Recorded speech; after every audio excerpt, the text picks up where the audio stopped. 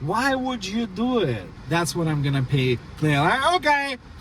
You signed the title and run away. Welcome to Beyond Repair and welcome to Turo Nightmares. Today I'm gonna teach you something that I would say most of the hosts will never tell you. Because this is our dirty secrets, you know, how to make money on Turo.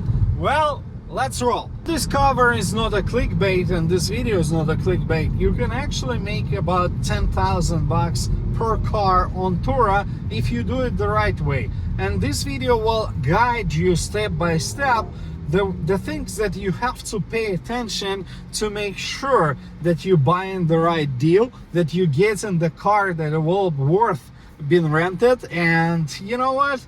We all want solid cars. So why don't you learn from my mistakes and why don't you buy something that you will be proud to rent it out and make a nice profit? So that $10,000 figure is a conservative estimate. What I'm trying to tell you, this is just one car and you use it time to time and it's rented out about 50% of every month for the 12 months. You'll be able to make it. Just watch the video. The very first point that I will bring up, don't buy new cars. New cars not worth it. You're gonna lose money. I don't know how much I have to scream so you can hear me. This is the biggest no-no. Never ever purchase a new car, or that new car premium will eat up all of your earnings and you will end up with zero in the best case scenario, or probably with negative equity on your hands. So do not buy new cars for Turo. You have to buy something cheap and reliable, easy to maintain, and you have to go with something like 10, 15 grand, I don't know, 20 maybe. And the goal is to make sure that, you know, you buy it today and probably for cash, so you don't owe anybody anything and no excuses. If let's say your bank will find out that you are trying to rent it out but you don't own it, that's a big thing. You gotta make sure that you can afford the car. So you buy it, you bought it today, it's safe, it's reliable, you drove it for 100 miles, you make sure everything is solid, and you post it to rent it out tomorrow. Before you go and buy one, make sure that you list this car on Turo with the VIN number.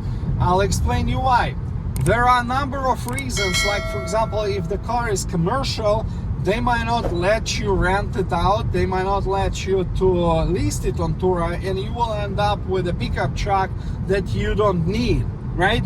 Second, if the car has a manufacturer recall and for example they just did this recall, they don't have remedy available, it means you will not be able to lease the car. It's totally cool to buy the car that has a recall but it has a remedy available, and you confirmed everything. If you are not sure, you call the dealership and tell, hey, this VIN number and I have this recall, can I bring it tomorrow and you will be able to fix it, correct? If they say yes, you're good to go. That brings me to the point number 2. So most of the cars that you will see listed on Turo will be in a category between $30 a day price tag going up to 50, 60. And that's the category that you want to be in. What I mean by that, you don't want to go and blow, let's say, for example, Tesla Model 3 for 25 grand, and then you have to rent it out for 40, 45, because there's plenty of Tesla Model 3 available on your market, right? So that will give you a really bad return on your investment, because what you want to do, you want to go and buy, like I did, Camaro below 10 grand, that I can rent it out for 60, 65 a day and make much more return on my investment, because I spent less than 10 grand on the car versus I'm gonna spend 25 on Tesla and I have to rent it out for less on a daily rate. Now, you also have to remember that each car is gonna be different, each deal is gonna be different. So I'm just giving you an idea that before you jump and buy something, you have to do a little bit of research and just figure out what's going on in your area. and I'm in San Francisco Bay Area, and unfortunately Tesla is a Camry of San Francisco Bay, meaning there's just too much. There's like 100 plus Teslas in my area, and I will never ever be able to make any money on it. Also, you have to understand the resale value. If you buy a $25,000 car and you rent it for $40 a day, and I have a car that I spent less than 10 grand that I'm renting for 50, 60 a day, who's gonna make money? Who's gonna lose it? Correct.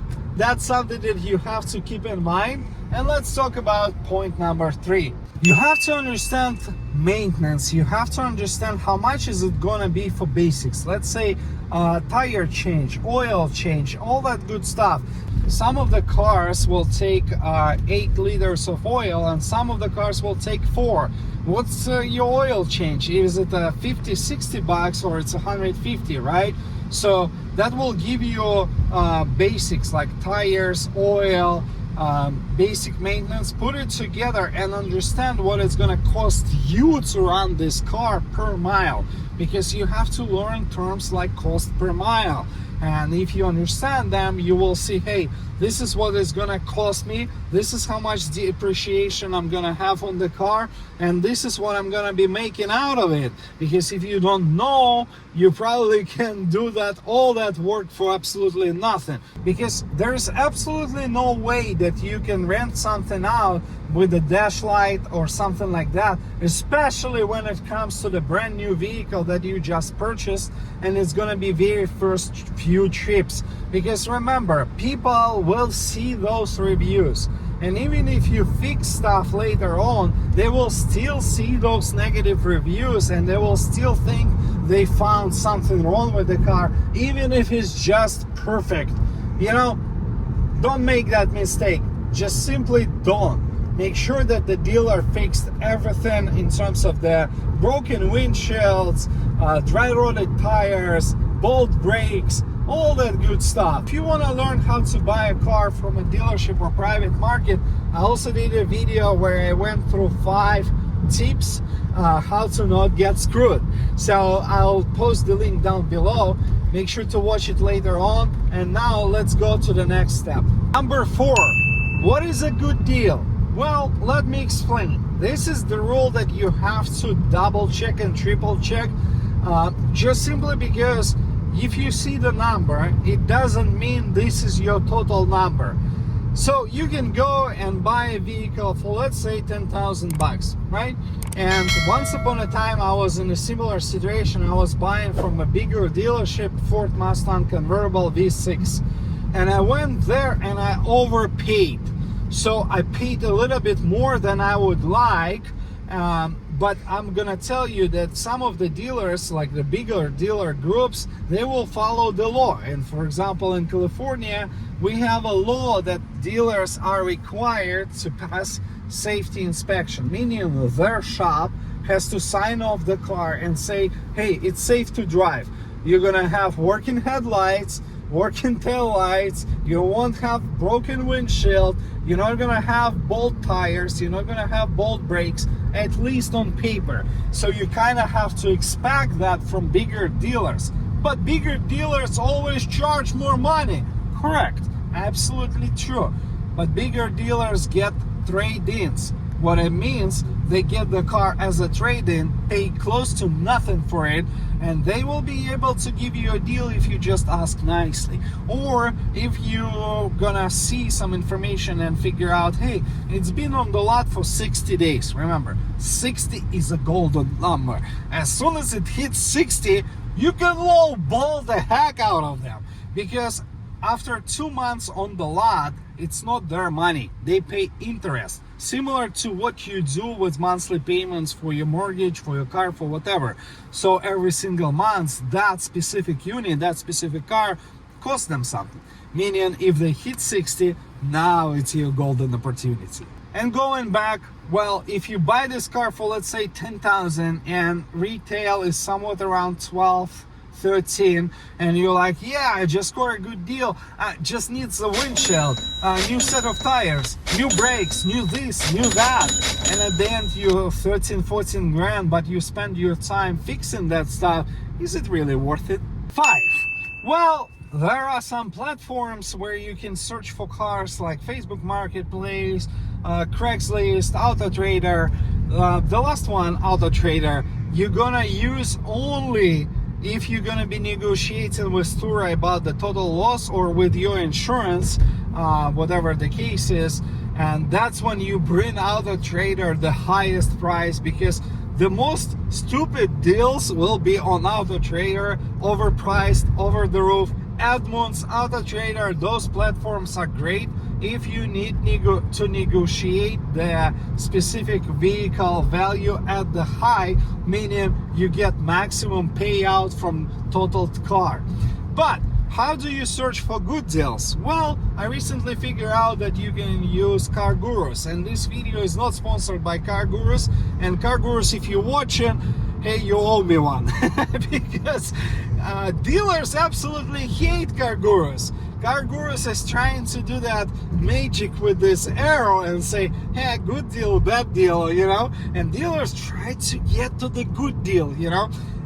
So people love the platform, and I like it because you don't have to be someone who's gonna go and negotiate. You already have more or less a good deal from the dealership, and you can squeeze it just a little bit more to just get the absolutely best deal. So it will give you an idea, is it a good or bad deal with their gauge. But what I also do, and this is something that you should, I always put the information about the car on Kelley Blue Book, and if I'm buying used from a dealership, I always look at the private party good condition or fair condition, depending on what I'm buying, just to get an idea what's the close to floor. And what I mean by that, like what's the lowest retail value that I should expect. And believe it or not, that's the price tag that you have to pay for that car. So KBB, good or fair condition, private market, that's the number that you want to aim for. Some deals like, hey, the person just doesn't want the car, they don't care, they didn't pay for it, like they inherited or something, right? You look at the KBB trade-in value and you're like, that's what I'm gonna pay. They're like, okay. You signed the title and run away. You just scored big time. I've done it before, nothing wrong with it. It's your money. You have to appreciate your time and your money. Point number 6, poker face.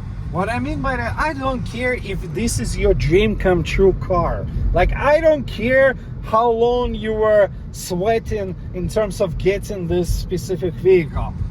Poker face. You absolutely have zero emotions and you do not pay what they ask. What I mean by that, you see the price tag that they display on any platform whatsoever, on their website, doesn't matter. Let's say 10 grand, right? And you have that number. Now you have to play with it. You have to play with, hey, I'm gonna pay you 10 grand out of the door, meaning I'm gonna discount about $1,000 on the price tag, right? Because they have to pay taxes, license, and registration, and they will eat up some stupid fees that they would like to add. So you never ever agree to pay what they asking. You always negotiate, and at least they will give you $200-300 that they always give to everyone who's asking that. So for $300, I think you can give me a favor and like this video, because tell me, is the $300 worth it the like? I think yes. And if you push more and more, and if you're ready to spend time at the dealership, I promise, with the proper attitude, being nice, being respectful, and saying, hey, help me out, I would love to buy it right now, I just need a little bit, help me out, blah blah blah, and you'll be able to push this price even more and more. They always have the room, and the dealers that don't negotiate, is not your place, because normally they put it over the roof and try to put the poker face on the other side, and that's not a great experience to overpay for something where you can easily go and talk to the people and just get a better deal. We are right now in May 2025, and 2 years back and 3 years back, you remember how the prices ballooned and exploded. So right now it's deflating drastically. And if you look on Car Gurus and scroll down, you'll be able to see most of the time how much the car spent on the lot. That's your golden information. Remember, I mentioned that if it's 60 days, you can negotiate the heck out of it. So look at that number, have it in mind, and the longer the car sits on the lot, the more you should try to squeeze, because they want to get rid of it. And you want to get the best deal. It's your time, it's your money, and you have to appreciate it. Do not buy boring cars. Well, I understand. I told you to buy cheap cars, right? But what I mean by that, you have to really sell something. Sell me the dream. Sell me the idea. And what I mean by that, you have to buy the car that has options.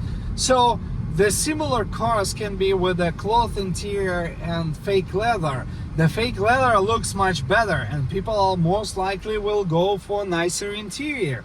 So do you have options? Do you have power liftgate, backup camera, blind spots? I don't know, whatever.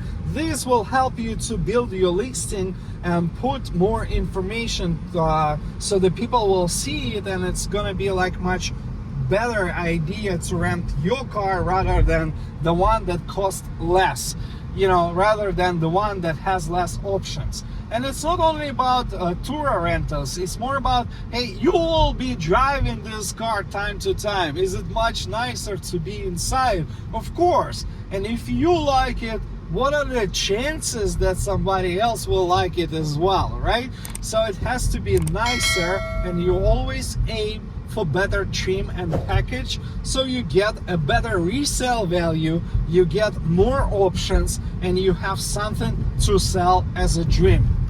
I like examples, but this is something visual. So think about it. For the same price tag, I can get 2014, 2015 Toyota Highlander, and for similar money, I can buy used 2015 Cadillac Escalade. Which one of those will get people more excited, and which one will bring you higher daily rate price tag? So keep that in mind as an example when you purchase in specific vehicles, so you have a better selling when it comes to your listing and description. You can make even more if you treat it as a business, but that's probably a topic for another video. So stick around, subscribe, and if you have any specific ideas or maybe suggestions, leave the comment down below. Thanks again for watching. I'll see you in the next one.